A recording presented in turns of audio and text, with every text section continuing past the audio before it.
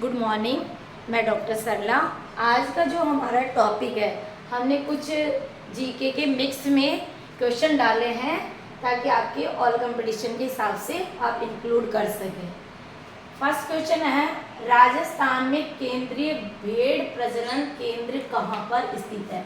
ये कई बार एग्जाम में आ चुका है, आरएस में भी आ चुका है कि राजस्थान में केंद्रीय भेड़ प्रजनन केंद्र सेंट्रल लेवल का है, सेंट्रल लेवल का दर्जा दिया गया है। केंद्रीय भेड़ और प्रजनन, आपको ये ध्यान रखना है क्योंकि रिसर्च के बहुत सारे क्वेश्चन हैं जो कंफ्यूजन वाले हैं, लेकिन हम यहाँ इसको इस तरह से समझ सकते हैं कि केंद्रीय भेड़ प्रजनन केंद्र कहाँ पर स्थित है। अविका नगर। कहाँ पर? अविका नगर। अब ये अविका नगर कहाँ पड़ता है? तो ये अविका नगर है मालपुरा टोंक डिस्ट्रिक्ट में, मालपुरा टोंक डिस्ट्रिक्ट में। और इसके जो केंद्रीय भेड़ प्रजनन केंद्र है, इसकी स्थापना 1962 में हुई थी। ये वेरी वेरी मोस्ट क्वेश्चन है क्योंकि ये पहले भी क्वेश्चन आ चुका है, ये ध्यान रखना है। क्लियर? क्वेश्चन इसलिए मैंने टाइटल डाले, क्वेश्चन अलग से क्यों डाले कि आपको अब क्या करना है कि जितने भी रिसर्च केंद्र हैं वो टॉपिक आपको लेना है। जितने भी सोर्स है, रिसर्च हुआ है, चाहे वो बकरी के लिए हो, भेड़ के लिए हो, ऊंट के लिए हो, तो आप जितने भी शोध संस्थान है इस टॉपिक को आप लिख लें। ये टॉपिक आपको आरएस में भी और जितने भी आरपीएससी के क्वेश्चन आप देंगे एग्जाम उसमें भी आएगा। क्लियर? मालपुरा टोंक में। नेक्स्ट क्वेश्चन है हमारा, पश्चिम बंगाल में राष्ट्रीय ताप ऊर्जा कॉरपोरेशन एनटीपीसी के द्वारा स्थापित सुपर ताप विद्युत उत्पादन केंद्र कहाँ स्थापित है। अब देखिए यहाँ क्लियर कर रहा है कि पश्चिम बंगाल में ही कोई जगह है, प्लेस है जहां पर एनटीपीसी राष्ट्रीय ताप ऊर्जा कॉरपोरेशन द्वारा स्थापित सुपर ताप विद्युत उत्पादन केंद्र कहाँ स्थापित है। तो ये है फरक्का। कहाँ पर है? फरक्का में। और फरक्का कहाँ पर है? वेस्ट बंगाल में, पश्चिम बंगाल में। ओके, अब यहाँ एनटीपीसी आ गया तो ये भी क्वेश्चन बनता है कि एनटीपीसी की स्थापना, एनटीपीसी की जो स्थापना है वो कब की गई थी? 7 नवंबर 1975 को। ये भी आपको रटना है क्योंकि 7 नवंबर 1975 को राष्ट्रीय ताप विद्युत ऊर्जा कॉरपोरेशन की स्थापना की गई थी। 7 नवंबर 1975 को। ये भी सीधा सीधा पूछे। और ये जो सुपर ताप विद्युत है उत्पादन है वो कहाँ पे? फरक्का में है, जो फरक्का कहाँ पड़ता है? पश्चिम बंगाल में। क्लियर? अब देखिए अपन नेक्स्ट क्वेश्चन पे, मैंने जितने भी क्वेश्चन लिए हैं वो टाइटल आपको पढ़ने हैं, वहीं से क्वेश्चन पुट अप हो रहे हैं। हमने नेक्स्ट क्वेश्चन लिया है, चंद्रग्रहण कब होता है? जब ये आरएस में क्वेश्चन आया हुआ, चंद्रग्रहण कब होता है। अब हम इसको इस तरह से समझे, चंद्रग्रहण या हम सूर्य का चित्र बना ले, ठीक है, यहाँ पे हम अर्थ का बना ले और यहाँ पे हम मून का बना ले। क्लियर?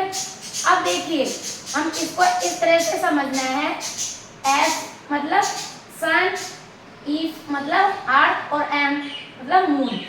जो सूर्य और चंद्रमा के बीच में जब हमारी पृथ्वी आ जाती है, ये ध्यान रखना, सूर्य और चंद्रमा के बीच में जब पृथ्वी आ जाती है तब जो ये अर्थ है उसकी परछाई मून पे पड़ती है, और मून पे पड़ती है तो वो डार्क हो जाता है और वो स्पष्ट क्लियर दिखाई नहीं देता है।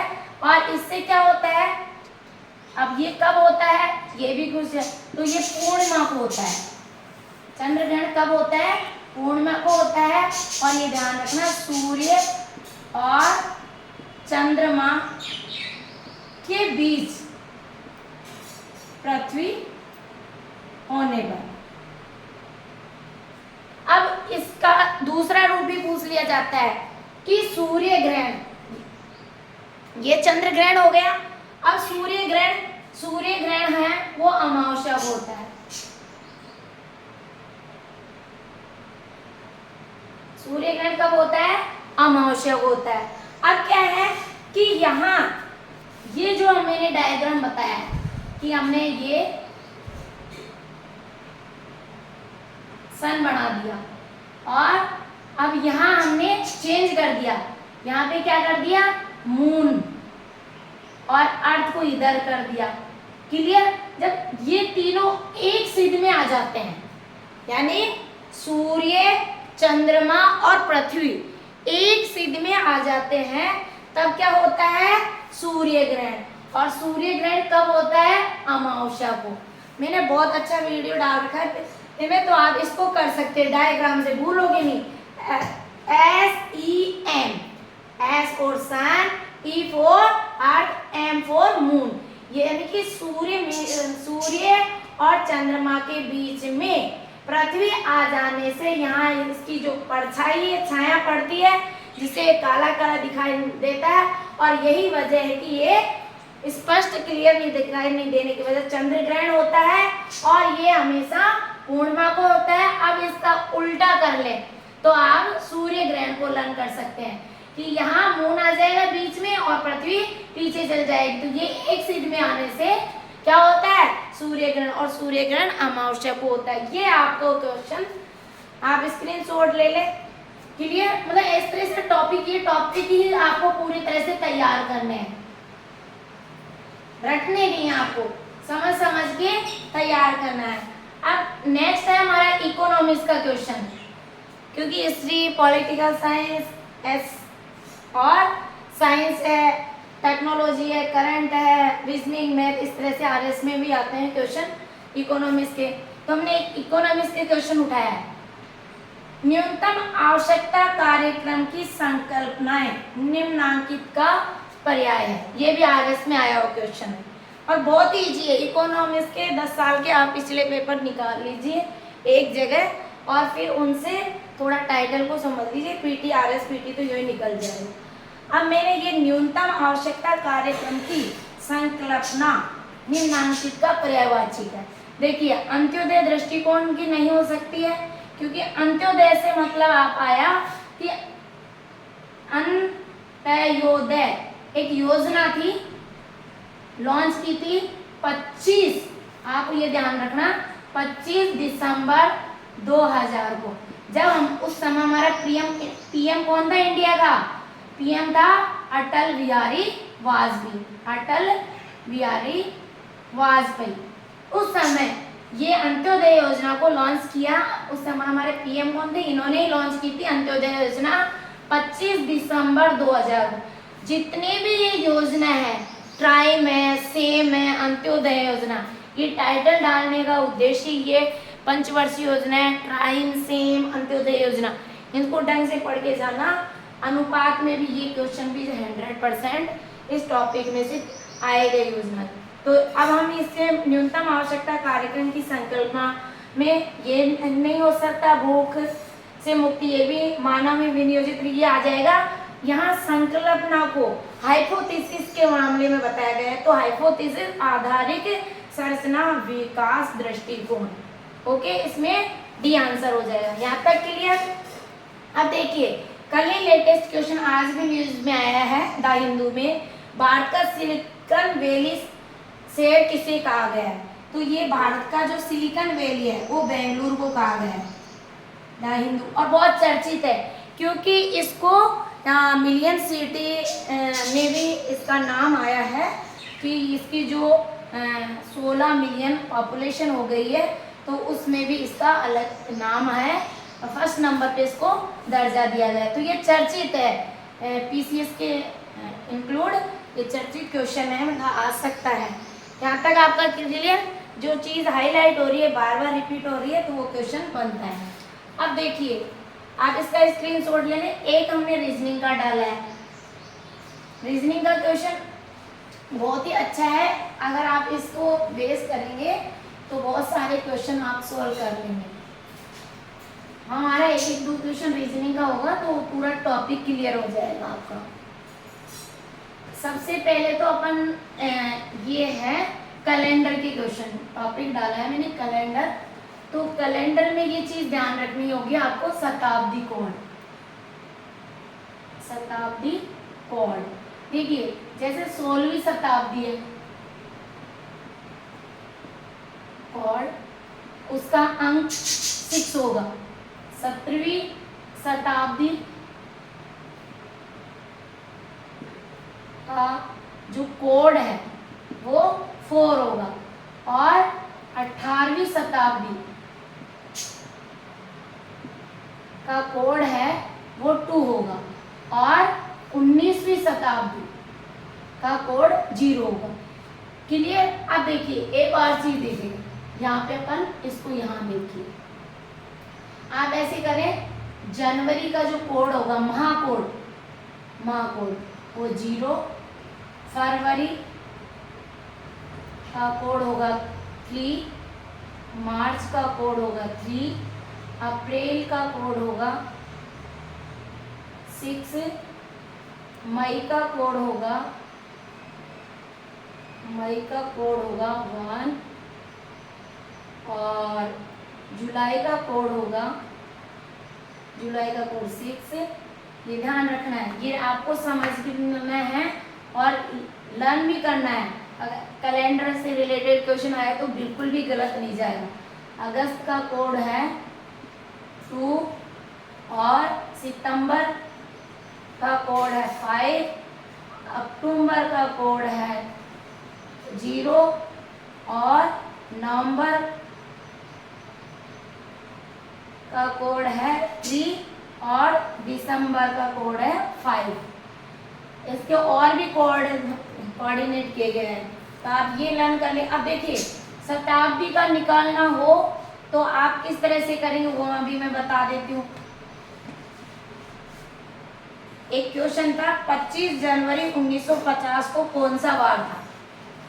सवाल है 25 जनवरी 1950 को कौन सा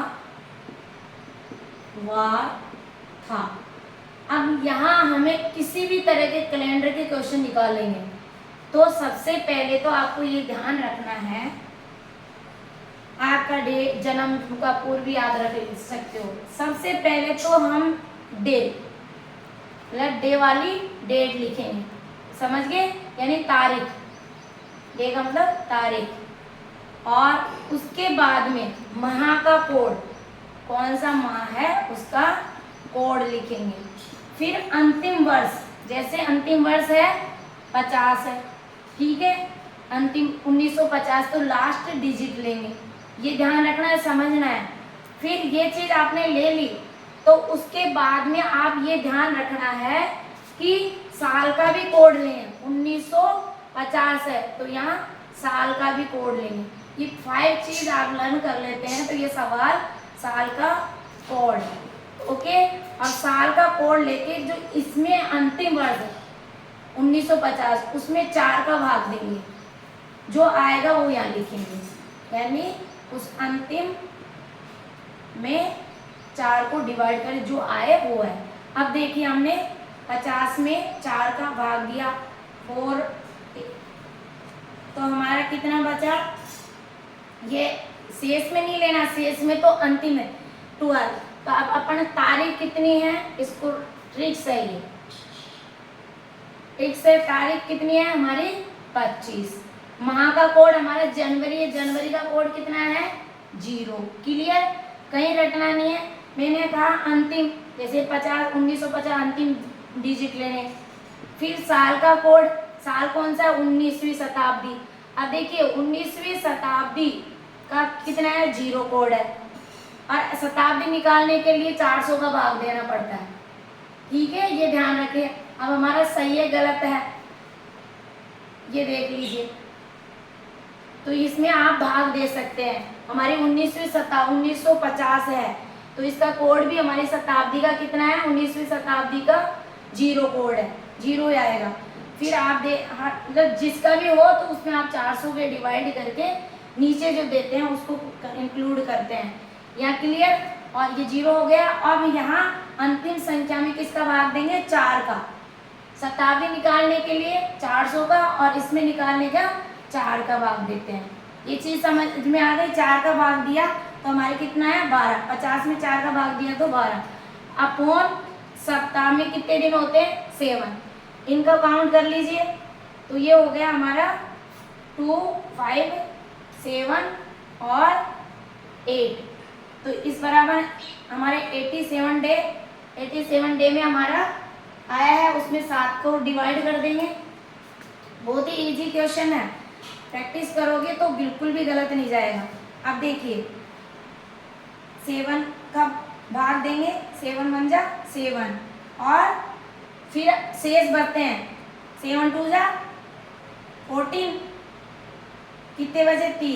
3 बचे। अब देखिए 1 का मतलब मंडे, 2 का मतलब ट्यूसडे और 3 का मतलब वेडनेसडे। यानी इसका जो आंसर होगा वो क्या होगा? 25 जनवरी 1950 को कौन सा बार था? बुधवार। सप्ताह में मंडे से शुरू, मंडे को रविवार को 0 से शुरू करते हैं, मंडे को 1, ट्यूसडे को 2, 3, 4, 5 ऐसे। ये भी लिख लीजिए आप। मंडे शेष, यहाँ ध्यान रखना लास्ट में अपन जो शेष निकलेगा ये नहीं देखना, शेष बचेगा उसको ही काउंट करेंगे। जैसे 3 बचे हैं तो 3 का मतलब वेडनेसडे, मंडे, ट्यूसडे का 2,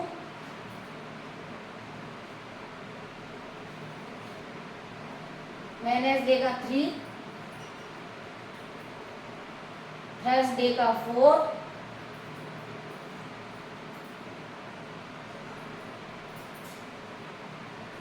फ्राइडे का 5 और सैटरडे का 6। क्लियर। और ये करना है और संडे का आता ही है यूरो से, तो यहाँ आपको ये ध्यान रखना है। क्लियर। और ऑप्शन को देख लीजिए, कंफ्यूजन वाला नहीं है, ठीक है। इस तरह से आप प्रैक्टिस करिए, कॉन्सेप्ट लीजिए, टॉपिक लीजिए कि कौन कौन से टॉपिक से बार बार क्वेश्चन आ रहे हैं RS में। तो क्योंकि अब कोर्स सिलेबस तो बहुत बड़ा होता है और हमारा टाइम कम होता है, उसके अकॉर्डिंग हम अपना प्लान बना के चले, सिलेबस के अनुसार चले तो निश्चित रूप से हम सफल होंगे।